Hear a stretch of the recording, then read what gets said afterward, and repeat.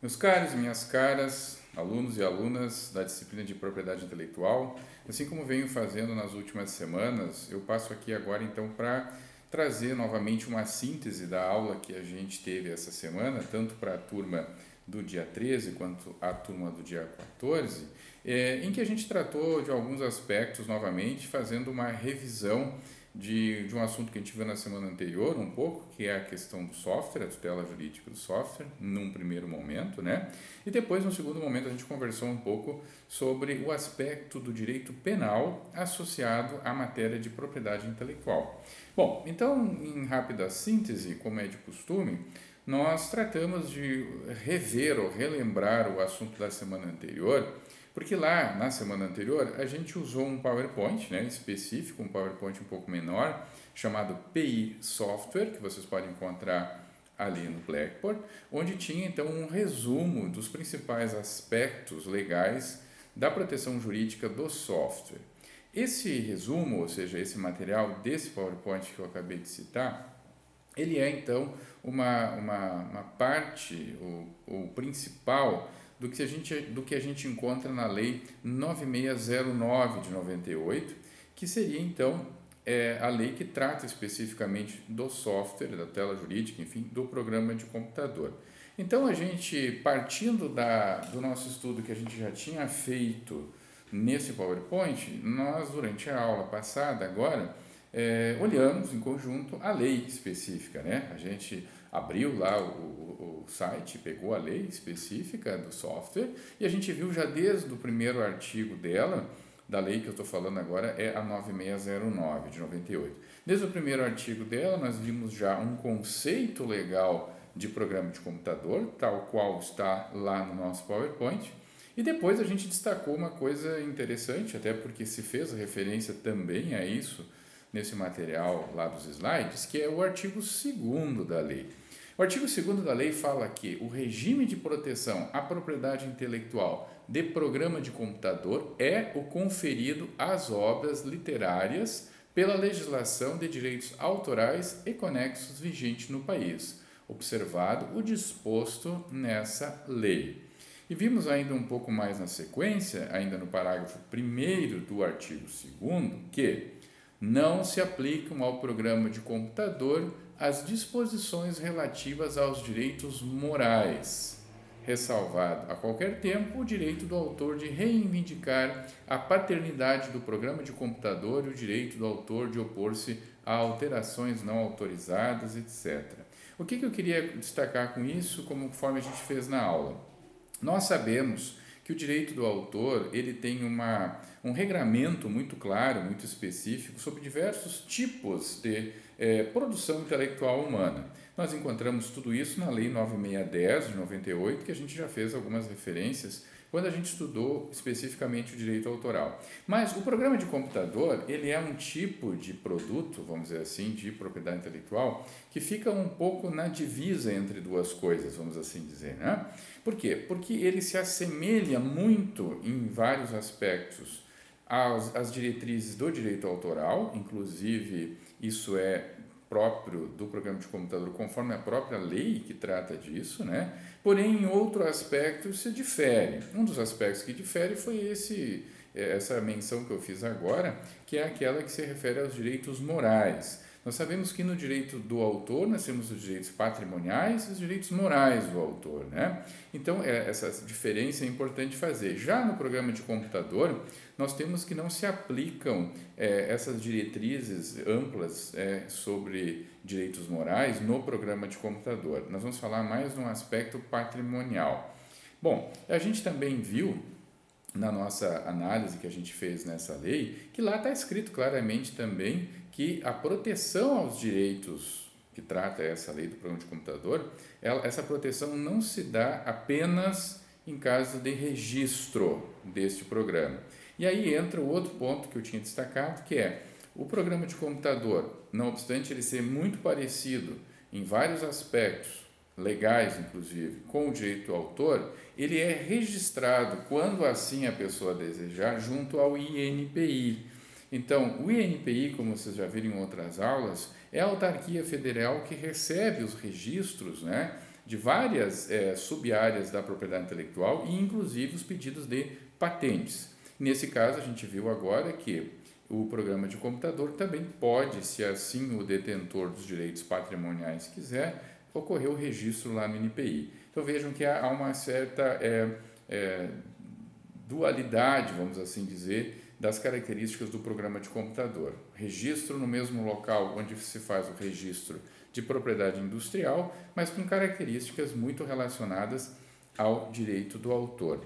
Então a gente viu, revisou um pouco aquele acórdão utilizado para a tarefa, que é aquele que é o PI, uso indevido de software, que tratou ali então de aplicar uma outra matéria bastante importante para nós e que permeia todos os aspectos da propriedade intelectual, que é a responsabilidade, ou seja, a responsabilidade civil, mais precisamente, que se aplica a todas as áreas, ou seja, os danos decorrentes de uma utilização indevida de qualquer produto de propriedade intelectual. E nesse caso específico desse julgado, que compunha então a tarefa da semana anterior, nós vimos que uma empresa foi condenada pelo uso indevido, vamos assim dizer, de programas de computador, na medida que eles não tinham as devidas licenças, que seriam então a forma pela qual se remunera o trabalho do detentor desse programa de computador pelo desenvolvimento desse software, né? Então ali a gente viu que no primeiro momento houve a condenação, sim, mas essa condenação foi requerida então uma majoração porque a Microsoft não aceitou somente a condenação em relação aos valores dos programas no mercado, mas sim um múltiplo disso, né? Então, se calculou em 10 vezes esse valor. Isso mostra, então, que é corriqueiro esse tipo de assunto. Se vocês olharem na jurisprudência citada nesse julgado, vocês vão ver muitos outros casos. É bastante, como eu disse, comum essa ocorrência na medida em que são feitos rastreios, né, de utilização indevida de programas de computador, sobretudo em empresas onde o número de máquinas é bem maior, né, do que um usuário pessoa física, e depois de ser feita geralmente uma notificação prévia para regularizar a situação, em muitos casos se procede com o ajuizamento de ações judiciais. E nessas ações judiciais, como vocês viram quando fizeram esse trabalho da semana anterior, nós temos ali pedidos específicos, né?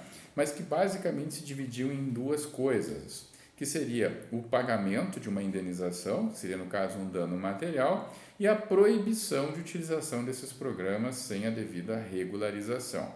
Então, em geral, esse tipo de ação busca impedir a pessoa que está usando indevidamente a propriedade intelectual alheia e também os prejuízos decorrentes, vamos dizer assim, dessa utilização indevida ou a falta de remuneração por esse trabalho de desenvolvimento do programa de computador. Bom, ainda dentro nessa mesma linha, vamos dizer, né, nós vimos no próprio julgado, né, uma comparação ali com a questão da lei do direito autoral. Então, se vocês observarem bem, nós temos referência às duas leis ali no julgado, tanto a lei que trata exclusivamente do direito autoral, quanto a lei que trata exclusivamente, então, do programa de computador. Então, nesse julgado há uma junção das duas coisas, inclusive com um terceiro aspecto, ao se citar os artigos 186 e 927 do Código Civil, que são os artigos que determinam o que é, afinal, um ato ilícito e o que acontece com quem comete um ato ilícito, no caso, a indenização. Bom, pessoal, ainda da semana atual, né, aquela que a gente está vivendo agora e que a gente trabalhou nessa última aula online, nós falamos então sobre o aspecto criminal, e esse aspecto criminal da propriedade intelectual nós usamos basicamente 3 elementos para a gente dar uma estudada. Nós pegamos o nosso PowerPoint, conforme está indicado ali, do 44 ao 49, me refiro aqui ao PowerPoint principal, aquele que tem as principais partes da nossa matéria, aquele que diz conteúdo, né? Então, lá naquele PowerPoint, a gente verificou que, a partir dos artigos 183 e seguintes da Lei da Propriedade Industrial, nós temos uma série de tipos penais relativos a infrações que são cometidas dentro dessa seara, dentro desse mundo da propriedade intelectual. Então a gente viu no primeiro momento os crimes contra as patentes, depois contra os desenhos industriais, uma matéria que a gente ainda vai ver, quanto às marcas, que a gente já fez alguns comentários importantes, depois contra situações de indicação indevida de indicações geográficas, né, mais precisamente. Indicações geográficas, inclusive, foi uma matéria que a gente fez uma referência prévia quando a gente estudou aquele assunto relativo à marca Cuba-Paris, onde se viu que houve uma impugnação dessa marca em virtude do fato de ter ali, então, uma ligação que se poderia fazer entre a utilização da palavra Paris e a comercialização de perfumes. Vocês devem estar lembrados desse julgado que a gente já estudou. Ali já se fez, então, uma breve antecipação do que vem a ser o assunto das indicações geográficas. Mas seja como for, esse assunto ainda a gente vai estudar. Mas nesses crimes que a gente viu então no nosso PowerPoint também estão incluídos regramentos de tipos penais relativos às indicações geográficas, inclusive. E também, obviamente, seguindo lá, em relação a crimes praticados num contexto de concorrência desleal, né? Então a gente viu isso no PowerPoint, foi uma das fontes que a gente utilizou, mas a gente também utilizou o nosso julgado, aquele onde um sujeito estava comercializando então CDs, DVDs, títulos piratas, né, que é uma forma de se denominar isso, em que houve então naquele caso uma alegada infração de direito autoral. Então, se vocês analisarem esse julgado, vocês vão ver que ele é exemplificativo, e esse foi o objetivo de trazer esse julgado, mostrando que, não obstante ele ter sido flagrado com uma quantidade expressiva de CDs e DVDs, o entendimento que se colocou nesse julgamento foi que haviam, então, a falta de elementos probatórios para confirmar a condenação de primeiro grau que ele sofreu. Ali naquele julgado, alegou-se o princípio da adequação social e da insignificância, né? O que não foi utilizado de forma concreta no julgamento, porque o desembargador relator já entendeu de logo que não haviam os devidos elementos probatórios capazes de ensejar a manutenção dessa condenação. Então, com base nisso, pessoal, eu trouxe esse julgado para que vocês tivessem, então, como eu disse, um exemplo, uma exemplificação desse assunto, para mostrar a amplitude que tem, porque ali a gente viu que quando se fala de CDs e DVDs, não estamos falando de programas de computador, e sim estamos falando de direito autoral violado. Então, como há uma proximidade entre essas duas coisas, como eu expliquei no início do vídeo, eu trouxe esse exemplo mais para unificar as duas coisas. E também para ensejar um primeiro contato com essa parte específica da matéria, a fundamentar então a pesquisa que eu pedi para que fosse feita como tarefa da semana a ser postada até a semana que vem. Então a tarefa, pessoal, só peço que vocês observem esse detalhe, a tarefa dessa semana não seria analisar esse julgado onde foi afastada a punibilidade desse sujeito que estava comercializando CDs e DVDs. Eu quero que nessa semana vocês façam uma pesquisa jurisprudencial, que vocês procurem uma apelação criminal onde tenha ocorrido, ao contrário do nosso julgado, uma condenação de algum sujeito em relação a qualquer área da propriedade intelectual. Pode ser direito ao autor, pode ser em relação a programa de computador, software, pode ser em relação a patentes, a marcas, como vocês acharem melhor. Feita essa pesquisa, escolhido esse julgado com condenação, não como o meu, vocês devem, ao final desse julgado, no mesmo arquivo do Word do julgado, fazer um breve relato do que há ali em termos de condenação.